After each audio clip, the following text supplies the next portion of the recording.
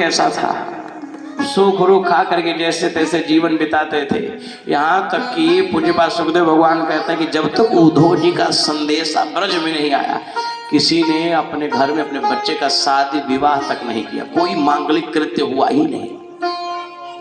इधर मथुरा में भगवान कृष्ण रहने लगे, वासुदेव देवकी जी, उग्रसेन जी महाराज को राजा बना दिया गया।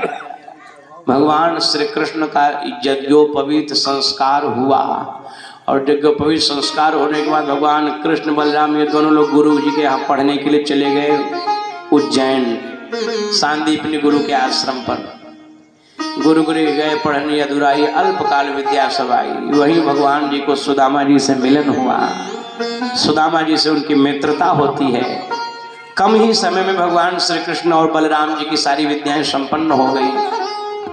ध्यान से सुनिएगा, जो बालक सदाचारी संस्कारी व माता पिता का आज्ञाकारी होता है उसे विद्या अधिक ढूंढने की जरूरत नहीं होती। अभी तो ऐसे होनहार के लिए सरस्वती माता स्वयं ढूंढती हैं, स्थान बना लेती हैं और उसके जीवन से जाती नहीं है। अब भगवान गुरु जी के यहाँ रहने के बाद जब विद्या संपन्न हो गई तो भगवान वहां से लौट रहे मथुरा। जब लौटे तो गुरु जी से कहते हैं, गुरु जी आपने हमें पढ़ाया है तो कुछ गुरु दक्षिणा, आपका तो हुआ ही, गुरु दक्षिणा मांगिए, क्या चाहिए, जो आप मांगिएगा मैं दे दूंगा।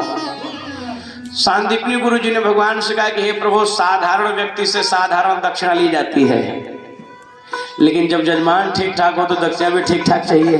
क्यों तिवारी जी, जब जजमान ठीक ठाक हो तो दक्षिणा भी ठीक ठाक होनी चाहिए। बोले सिया रामचंद्र की।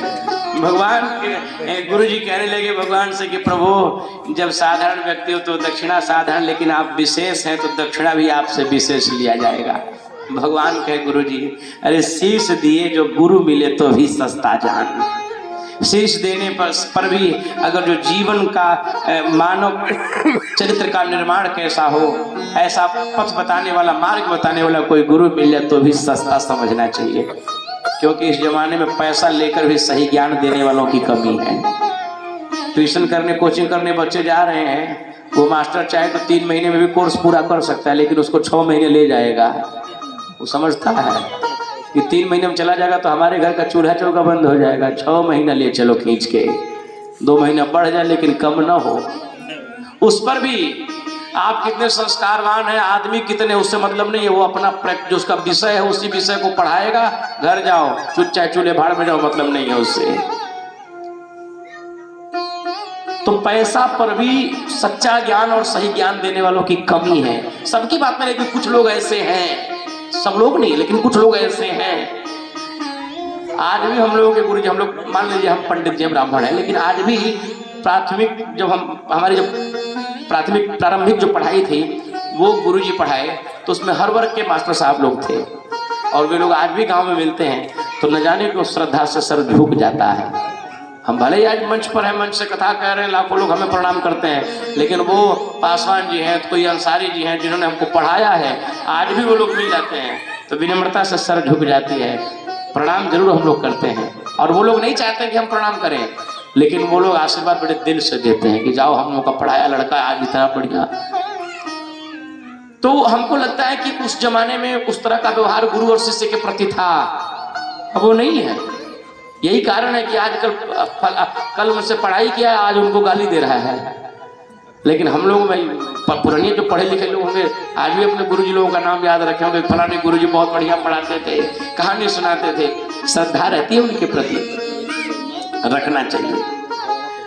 तो सांदीपनी गुरु जी ने भगवान से कहा कि प्रभु, मैं आपसे एक गुरु दक्षिणा में एक वस्तु मांग रहा हूं। मेरा एक ही बेटा था, नदी के किनारे खेल रहा था, खेलते खेलते नदी में डूब गया और कहां गया आज तक नहीं मिला। और मैं जान रहा हूं कि ऐसे गुरु दक्षिणा सिवाय आपका दूसरा कोई नहीं दे सकता है। भगवान बोले, गुरु जी बस इतनी साधारण सी बात, आप प्रतीक्षा करिए, मैं लेकर आऊंगा। और कृष्ण बलराम दोबारा यमपुरी गए हैं। जब दोबारा जाकर के यमराज से मिले हैं, ला करके गुरु जी के बालक को समर्पित किया है और ला करके जब सांदीपनी गुरु को जब दिए हैं तो गुरु जी रोने लगे हाथ जोड़ करके, हे प्रभु, आपका ऋण में भगवान करें। गुरु जी आप हमें शर्मिंदा कर रहे हैं, अरे आपने हमें पाठ पढ़ाया है, आपने हमें जीवन जीने की कला सिखाई है, ये तो कुछ भी नहीं है। ऐसे हमारे भगवान राम और कृष्ण का आदर्श रहा है। इसलिए उनके चरित्रों से ये संस्कार, ये विनम्रता, यह आदर्श हम मानवों को भी अपने जीवन में सीखनी चाहिए, लानी चाहिए, अपने बेटा बेटियों को सिखाना चाहिए। बोले श्यावर रामचंद्र भगवान की। अब आगे की कथा जो है कल उद्धव ब्रज यात्रा से शुरू करेंगे। भगवान जब पढ़ करके आए हैं तो उद्धव ब्रज यात्रा के बाद भगवान श्री कृष्ण के विवाह हुए हैं रुक्मिणी जी के साथ, और भगवान के 16,108 विवाहों की चर्चा और सुदामा चरित्र आदि की कथा कल हम लोग सुनेंगे। तो कल विवाह भी होगा ठाकुर जी का, तो हम प्रयास में रहेंगे कि ठाकुर जी का जुगल जोड़ा यहाँ उपस्थित हो, बारात तनी धूमधाम से निकले, भगवान के विवाह हो, तिवारी जी के घरे खूब सुंदर विवाह होके, मंगल होके। हाँ, बोलिए हनुमान जी महाराज की।